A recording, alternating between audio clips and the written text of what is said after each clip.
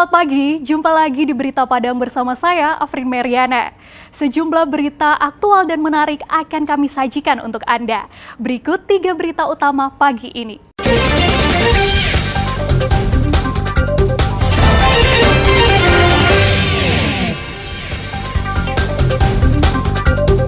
Bupati Padang Pariaman copot jabatan Kabag Protokoler dan Komunikasi Pimpinan.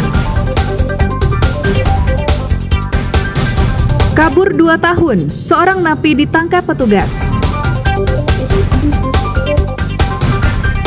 Ruas jalan lintas tengah Sumatera yang lama di Darmasraya rusak parah dan butuh perbaikan.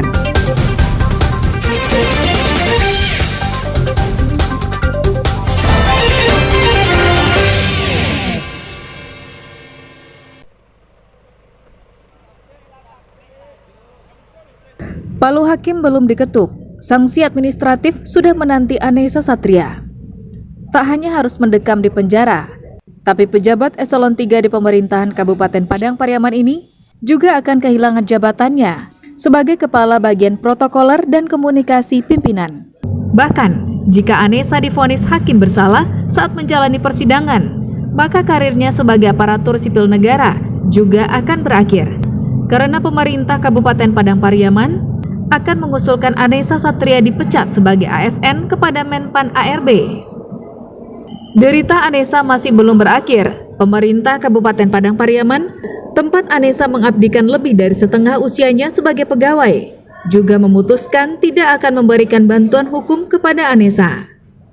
Selain memberikan hukuman kepada Anessa, Pemda setempat juga akan memeriksa urin semua pegawai di lingkungan pemerintah Kabupaten Padang Pariaman, mulai dari pegawai pelaksana hingga pejabat eselon 2, baik yang berstatus di kantor wali nagari. Hal ini bertujuan untuk memastikan bahwa tak ada lagi abdi negara yang terlibat narkoba di lingkungan pemerintahan Kabupaten Padang Pariaman. Terjadi penahanan, tentunya akan kita mencari PLT untuk jabatan yang diduduki oleh yang bersangkutan. Kemudian, punishment dari kita tetap akan menunggu apa hasil dari persidangan. Apakah itu nanti keputusan di pengadilan itu merupakan pedoman kita untuk memberikan punishment kepada ASN itu sendiri. Itu. Yang jelas ini akan menjadi pengalaman dan pelajaran berharga bagi kita. Dalam rangka untuk mengantisipasi itu, kita akan melakukan tes urin pejabat. Seperti diberitakan sebelumnya, Anessa Satria ditangkap anggota Satres Narkoba Polres Pariaman di daerah Lohong, pusat kota Pariaman. Saat ditangkap, polisi menemukan 3 paket sabu-sabu dan sebuah timbangan digital. Keberadaan timbangan ini menjadi indikasi kuat jika Anessa adalah pengedar sabu-sabu. Selain menyita sabu-sabu dan uang tunai, polisi juga menyita sebuah kendaraan dinas yang digunakan Anessa saat menjual sabu-sabu tersebut. Eki Rafki melaporkan dari Pariaman.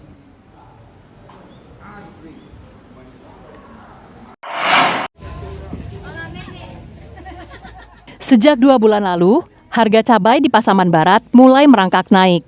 Kini cabai merah dijual Rp100.000 per kilogram. Harga ini naik secara bertahap dari Rp40.000 per kilogram. Bagi warga, kenaikan harga cabai ini merupakan kenyataan yang tak bisa dihindari. Meski harganya tertinggi sepanjang sejarah, warga tetap membeli cabai. Karena bagi warga di Sumatera Barat, cabai merah merupakan salah satu bahan pokok yang harus ada dalam setiap gulai atau lauk yang mereka makan. Untuk menyiasatinya, warga membeli cabai dalam jumlah yang kecil. Jika sebelumnya membeli 1 kilogram cabai untuk dikonsumsi selama seminggu, kini warga hanya membeli 1/4 kilogram saja. Mahal, biasanya 15 tanah, 15. Ini semakin melonjak, berarti mbak atau baik kalau tidak di Bali lado, mbak harus makan lado. Jadi berat, tapi kalau harga lado nanya gini ya, itu berkurangnya dia lah bisa biasanya membeli 1 kilo seminggu ya, seberampeknya bisa kalau Selain cabai merah, cabai hijau dan cabai rawit juga mengalami kenaikan harga yang fantastis. Jika sebelumnya dijual dengan harga Rp25.000 per kilogram, saat ini harga cabai rawit dan cabai hijau menjadi Rp60.000 per kilogram. Kenaikan harga cabai tak hanya terjadi di Pasaman Barat, tapi merata di hampir semua daerah di Sumatera Barat. Hal ini disebabkan oleh banyaknya petani cabai yang gagal panen, sehingga persediaan cabai merosot drastis.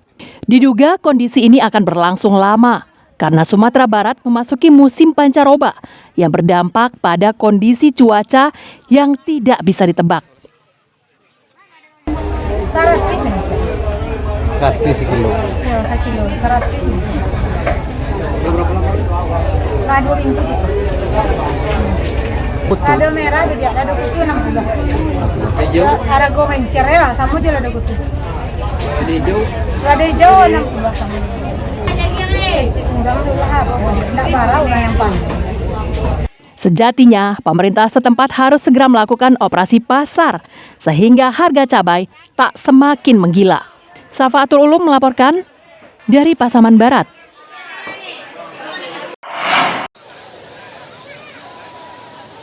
Meski operasi pencarian satu siswa SMK yang hanyut di Sungai Bange telah ditutup tim SAR, puluhan relawan dan teman-teman korban hari Minggu lalu masih berupaya mencari Ihsan di lokasi tempat Ihsan dihantam air bah. Pencarian tersebut juga disaksikan oleh ratusan warga yang sengaja datang ke Lubuk Tongga untuk melihat dari dekat lokasi Ihsan dan 2 temannya dihantam air bah.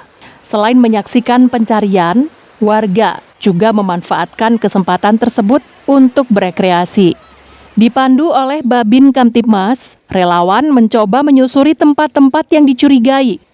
Namun hingga Minggu sore, kegiatan yang dilakukan relawan tersebut tak membuahkan hasil. Ini dari pagi sampai sekarang, sampai sore ini masih belum ada titik-titik bahwa korban muncul dari dasar sungai. Mungkin ini terakhir, Pak. Teman-teman Ihsan juga menaburkan bunga di lokasi tersebut. Karena bagi mereka, Ihsan adalah sosok yang baik dan suka menolong. Sikap seperti itu telah dirasakan oleh salah seorang temannya sejak dari taman kanak-kanak. Baik, ramah, suka menyapa orang, turut berduka cita aja Pak atas kehilangan Ihsan. Semoga semua amal ibadahnya bisa diterima. Seperti diberitakan sebelumnya, 4 siswa sebuah SMK di Padang dihantam air bah saat menyeberang Sungai Bange. 1 orang berhasil menyelamatkan diri, 2 orang ditemukan meninggal dunia, sedangkan Ihsan tak ditemukan hingga operasi pencarian ditutup tim SAR. Tim SAR sendiri telah melakukan pencarian selama 3 hari, kemudian diperpanjang selama 7 hari dan berakhir pada Kamis pekan lalu. Pencarian tersebut telah sesuai dengan SOP yang ditetapkan Basarnas dalam mencari korban yang hilang di air. Jika korban tak juga ditemukan, maka operasi pencarian akan dihentikan. Dari Padang, Robiha melaporkan.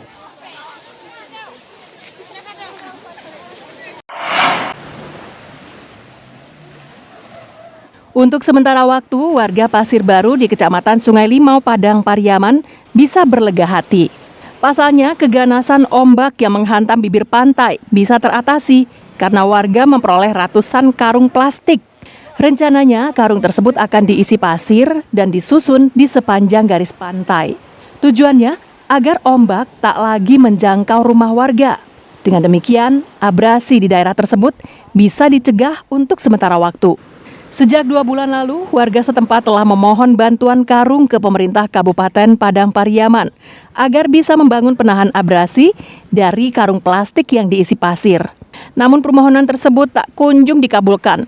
Beruntung, sebuah organisasi massa yang mengetahui informasi tersebut dari Berita Padang menyerahkan ratusan karung plastik dan bersama-sama dengan warga membangun penahan abrasi. Kita tahunya ini dari media. Jadi ada media, kita melihat bahwa si Pasir Baru ini ada longsor dan masyarakat meminta untuk dibelikan karung. Dan sekarang kita sudah adakan karung itu dan sudah kita isi, nanti mungkin dilanjutkan oleh masyarakat. Menurut Wali Nagari Pasir Baru, abrasi yang melanda daerahnya semakin lama semakin parah. Dalam setahun terakhir, hampir 70 meter daratan telah dikikis ombak. Permukiman warga yang dulunya jauh dari bibir pantai, kini telah menjadi sasaran ombak. Beberapa di antaranya rubuh. Kondisi warga sangat memprihatinkan, Pak. Jadi setelah 2 hari, 3 hari setelah bulan penuh, Pak, jadi kondisi ombak sangat tinggi. Jadi banyak dari warga yang terdampak ini sudah sampai ke dalam rumah ombaknya, Pak. Jadi harapan kami tentunya yang hadir hari ini bisa membantu masyarakat setidaknya mengantisipasi itu sementara. Secara teknis, abrasi di daerah ini hanya bisa dicegah dengan membangun batu pemecah ombak yang menjorok ke laut sepanjang 50 meter.